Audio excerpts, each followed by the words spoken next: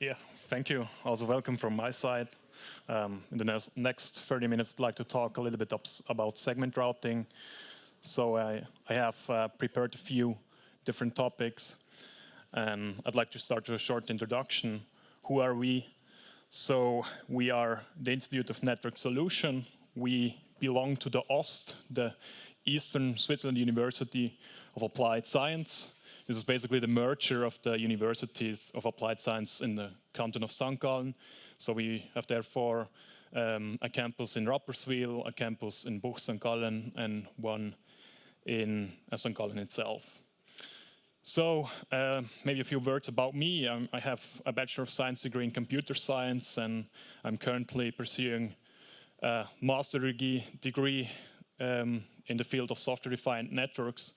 And during my work and my studies, I concentrate on segment routing and also segment routing applications which are built on this technology. So if you maybe don't find me on the picture, this is not Jesus. This is me actually with glasses. But I went to the hairdresser and yeah, now that's the outcome. So I'd like to start with a short recap of traditional networks, how today's networks are built. So first, an overview about a modern provider network. So this modern provider network has most possibly MPLS, LDP to exchange the labor information, with IGP to exchange and advertise the different prefixes, and we have MPBGP to talk or communicate between the PE routers. And now to a question to the audience. So what do you believe? Will future networks stay like that? So will we see these protocols also in the future? Okay, some are nicking. Some say yes, some no. Yeah, I also disagree with that because I see some major drawbacks with these networks.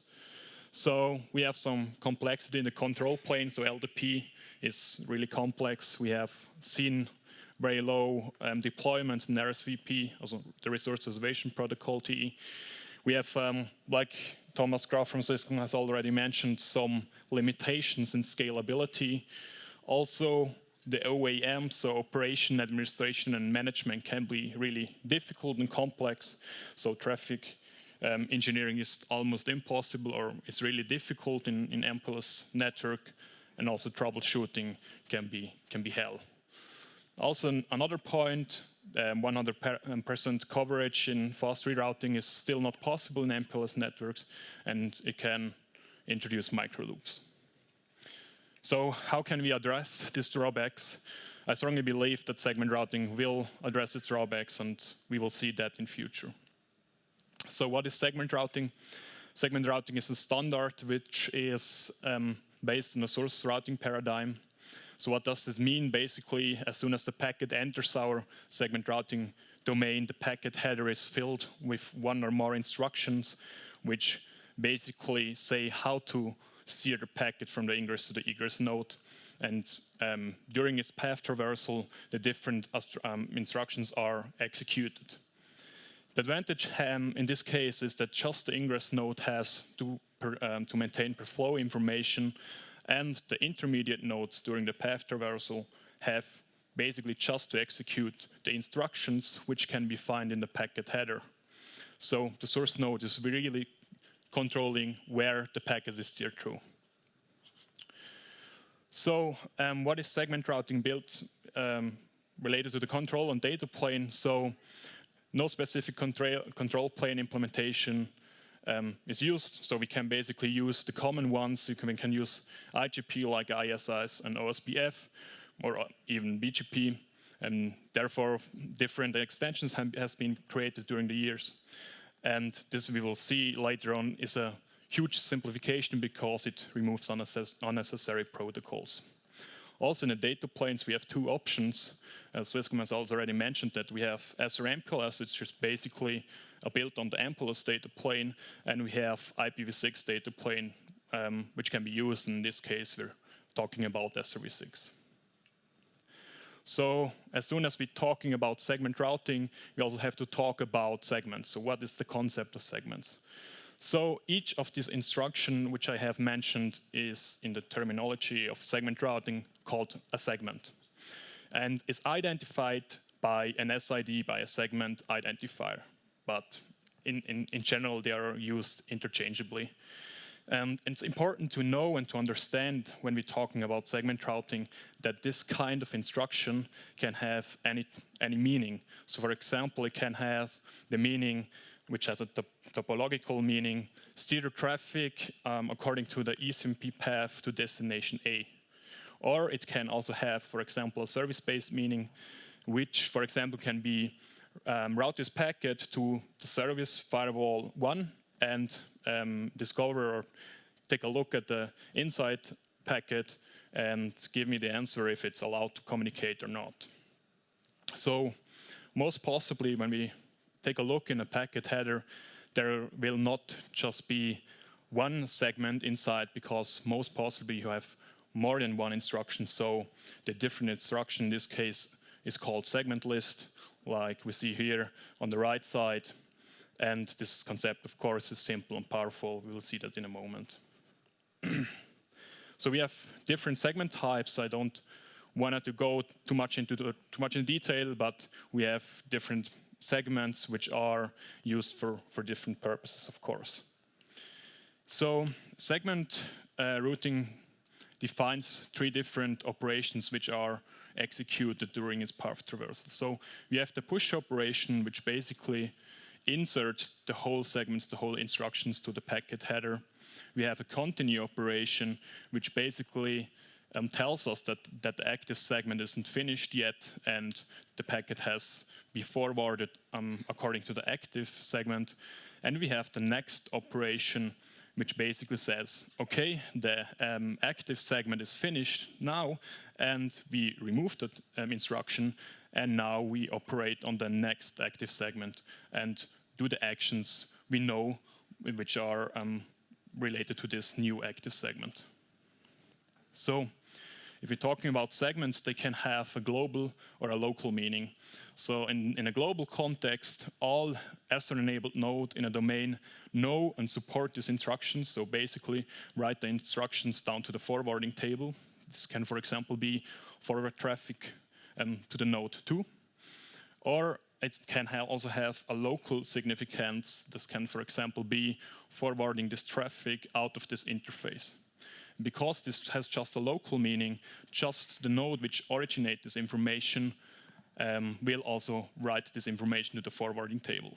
Attention, this does not mean that other nodes don't know about this information, but they just have no meaning, basically, about that. So let me come to SR-MPLS, which is segment routing over the MPLS data plane. So SR-MPLS uses the MPLS data plane, the protocol like we know, and therefore it can be applied to existing MPLS architectures. In this case, each instruction, each segment is represented by an MPLS label, and the segment list is just a list of different MPLS labels. Whereas the top or the uppermost segment or MPLS label is the active segment. In this case, if we use SR-MPLS, the segments or MPLS label are distributed over an IGP protocol, ISS or OSPF, and therefore we have no need of LDP anymore, which is a really great simplification. Also, an interoperability with LDP is possible, but then a mapping server has to be used. So if we're talking about global and local segments, we can take a look at the picture and we see that basically each node has a global segment advertised, which is basically 16,000 and its unique identifier. And we also see that each node has a local segment, which is in the range of 24,000. And we also see that these segments can be overlapping between nodes. This, of course, because this has just local significance. Now we can take a look at an example and we will see, first let us take a look at the label stack operation. So the segment list operation and the MPLS label stack operation are quite the same. So how is this executed in SR-MPLS? So we have the push operation, which basically is adding a segment to the packet, which in this case is also a push by the MPLS. So we just add 1, 2, or 3 or n different segments or MPLS labels to the IP packet. We have the continue operation in SR, which in this case is a swap operation in MPLS. The joke about that is basically what is done. The active segment is popped and is pushed again. So it's not really an awesome solution, but this is how it's done. And the next operation is a pop operation, so the active segment will be removed from the segment list, and the new active segment will be on the top and executed. So let us together take a look at an example. So the IP packet enters the segment routing domain. So we can see here the ingress router has a global label 60,000 and 2 locally significant labels, 24.1 and 24,002. And now we can, as soon as the packet enters, we can add some MPLS labels, instructions to the packet header, and therefore can steer the traffic according the path which is found directly in the packet label. So the first label or segment on the top means that the traffic has been sent to router 3 on the direct link, which in this case is not the best link, but we can force with segment routing that the packet has to take this link. So as soon as packet has received this information, it can take the next active segment. In this case, it means just send it on the shortest IGP path to router 10. So in this case, we can observe between R3 and R6, we have the packet with its label attached. And now the big difference to MPLS, we have the same packet, so the continue operation basically did not change anything in the SR-MPLS packet, and we have still the same packets which can be found in the packet header. Now R9 can do something like a PHP operation if you'd like to, and R10 can now receive the packet, which just has basically the VPN label attached to it, and can, according to them, send the packet further to the CE. So now let us talk about SRv6, which I personally think will be the future. So SRv6 is based on the IPv6 data plane, so basically on plain IPv6 forwarding, and it uses the concept of a segment routing header. So basically the segment routing header is based on the IPv6 routing header, which was introduced a few years ago, and the sense behind this IPv6 routing header was to define the intermediate nodes which should be visited, and this is basically used again. So you just see we have the outer packet, we have a next header which has a reference to the segments, and the segment routing header is then therefore a pointer to the actual TCP segment or whatever it is. So segments in SRv6 are represented by 128-bit IPv6 addresses. So that means that we can find in the SRH just a list of plain IPv6 addresses. This has the advantage that it is much more simple than MPLS, and it better scales because of these 2 reasons. We have no MPLS signaling which we need, so we just have to advertise IPv6 addresses, and also we can do a summarization with IPv6, which of course is not possible in MPLS. So let's take a look at the segment routing header. The segment routing header had a few fields which I'd like to explain. So the segment's left field on the top right has always a pointer to the active segment. Basically, it has an index which shows us which segment in the segment list, which can be found here, is the active one. We will see now how this works if we follow a packet traversal. So the first push operation basically adds the SRH to the packet. So we have now the information of the packet at the SRH. In this case, we add how many segments are left. We add the informations, which is the first segment. This points to the last segment, or the first active segment. And we will now copy the active segment into the destination IPv6 packet. And this is one of the biggest advantage, because now we have the IPv6 address in the destination field and can just use plain IPv6 routing, which is a big advantage. So after this execution is done by the source node, we can send this packet to transit nodes. So these transit nodes just do plain IPv6 forwarding. They don't have to be SRv6 aware. They can, but they don't have to. If they don't are SRv6 aware, they just take a look at the IPv6 and packet and know, okay, the destination address is this and this address. I have to route it in this direction, and there you go. This is the continue operation in SRv6. The next operation, so as soon as a packet arrives, a segment endpoint node, and the endpoint realizes, okay, this is a segment, an IPv6 address which I advertised, the next operation can be done. And now there is an interesting procedure which I like to describe to you. So the segment left field will be decreased, and therefore it points to a new segment in the segment list. This segment now is the active segment and will therefore be copied in the destination field of the IPv6 packet. And now, let's go, we can send this packet further to the next segment endpoint node. And also here in between, we can use N transit nodes, because just plain IPv6 routing is used. So which benefits comes if we use segment routing? So of course I can't go into detail and tell too much about everything, but I have tried to aggregate all the information. So with SR, in general, we have a simplification. It removes unnecessary protocols like LDP, and we also have a simpler OEM because the transport label, or the labels don't change at every hop. We have global labels, which makes life, of course, easier. It also is much more scalable. We have just a per flow state at the ingress node, and we don't need path signaling.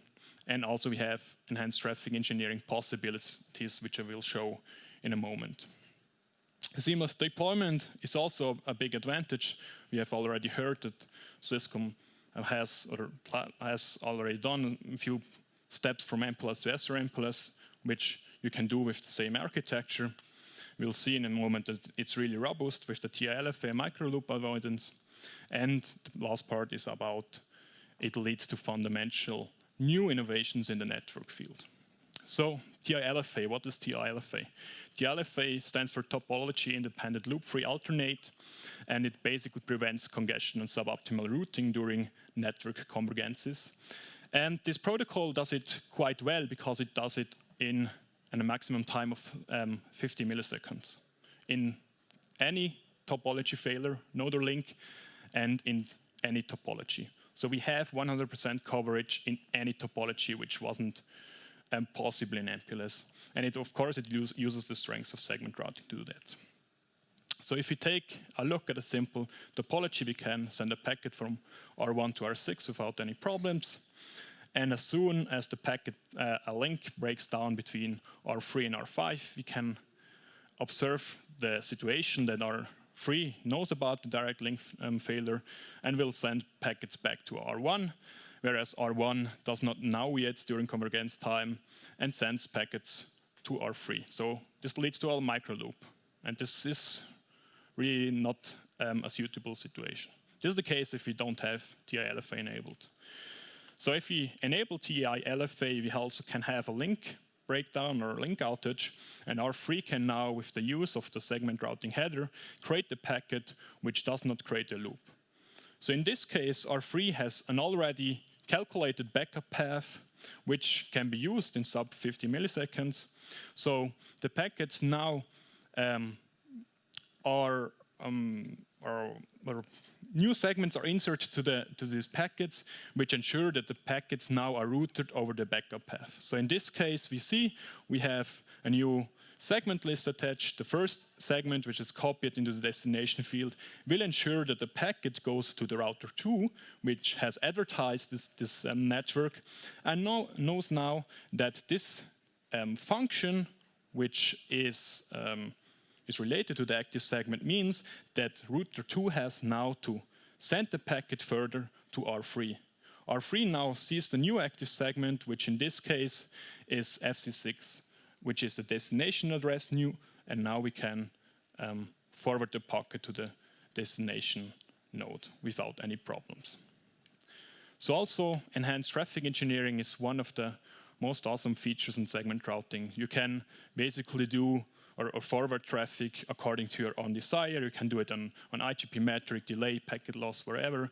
You also can create your own algorithms. This is called flexible algorithm. You can, for example, use affinity attributes that you, for example, can mark links or nodes in a counter, for example, to avoid this for a specific customer.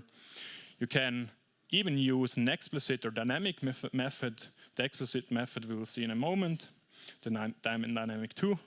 And of course, we can use this with a controller or not. I don't want to go too much in detail, but the controller is also possible.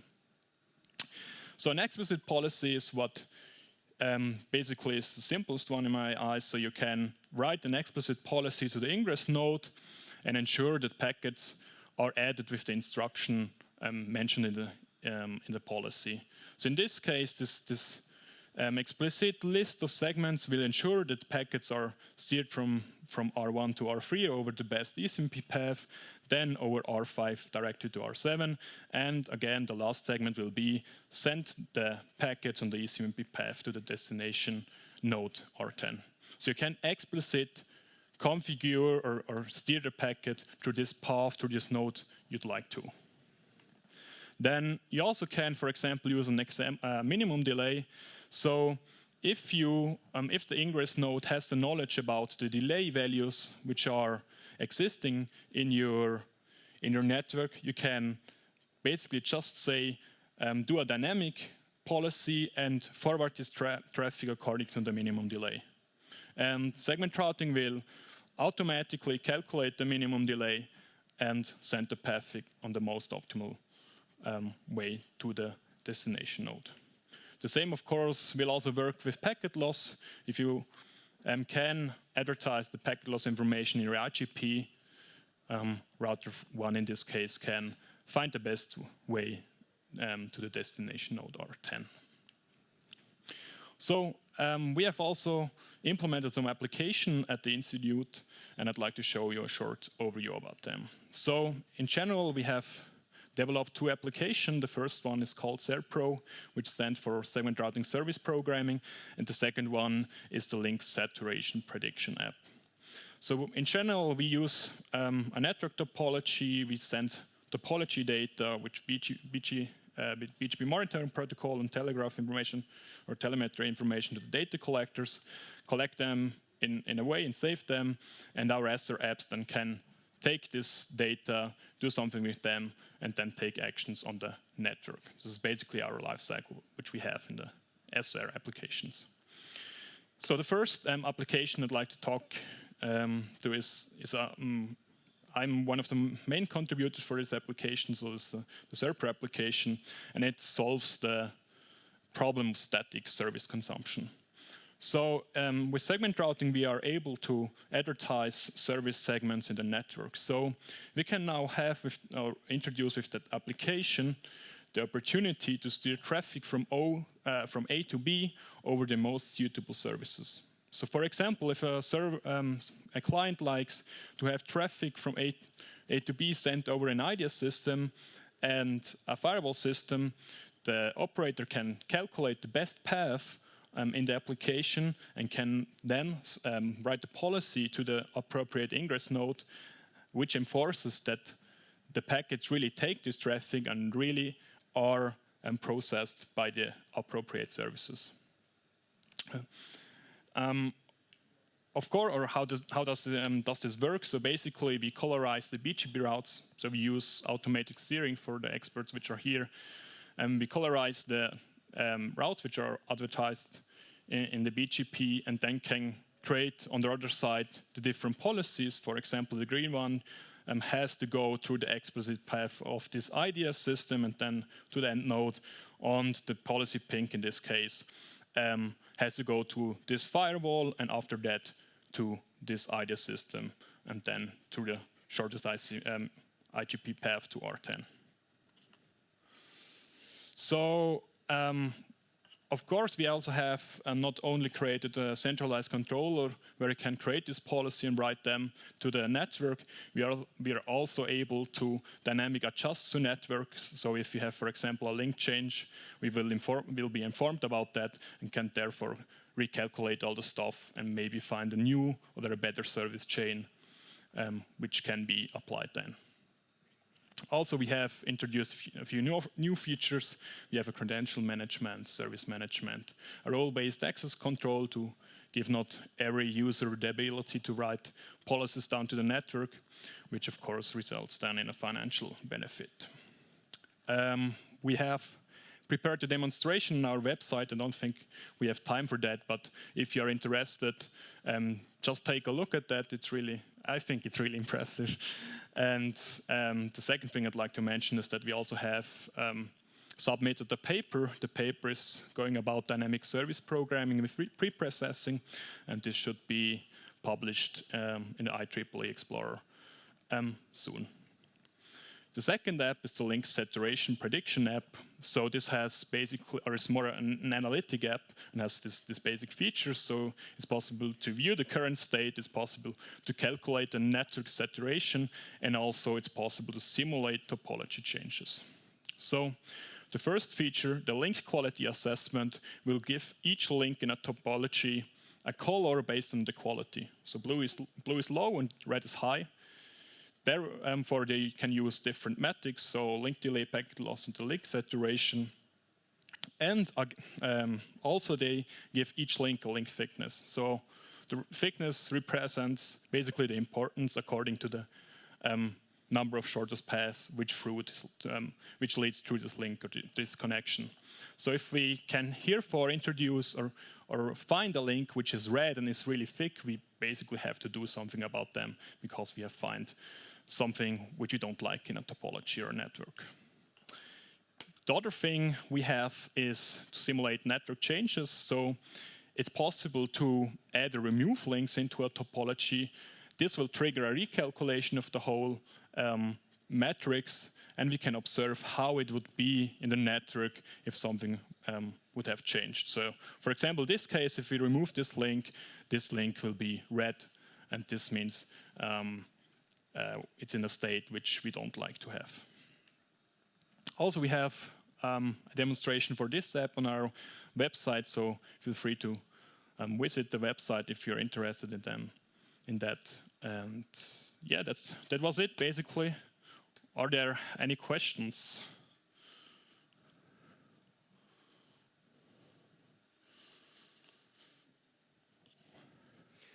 Hi, you never mentioned ECMP, equal cost multipath. Yes, I have not really mentioned it, but I think the design goal of segment routing was ECMP. So basically, if you go back and you took a look at the RS reservation protocol, traffic engineering, there you had the circuits and many tunnels, which was hell for ECMP. But when I go back, basically segment routing was designed to have ECMP support without effort. So for example, if we take a look at that, so the first segment in this case is 4, and so the traffic will go on the shortest ECMP path to R4. So ECMP is in design by segment routing. This is one of the great advantages. Was that the question? Sorry, I interrupted you. No, thanks a lot. And congratulations, okay. Very interesting. Okay, thank you. Only for curious from me, please go to slide 40. 40. Yeah. Yeah.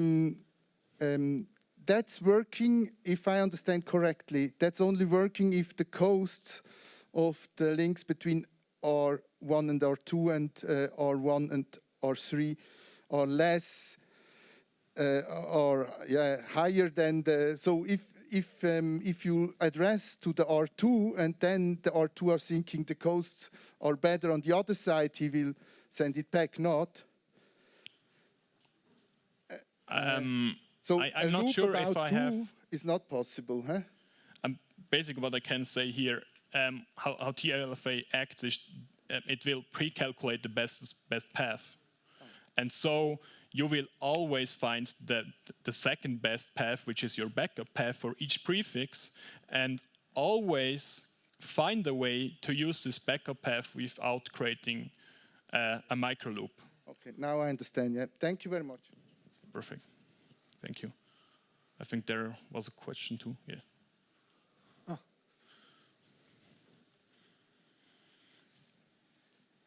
Back in the days, IP version 4 used to have an option for source routing. Yes. 20 years ago, you could flood literally every intrusion detection system just with a sufficient number of pretty simple IP packets. And now you're telling us that's the future. What has changed in IP version 6?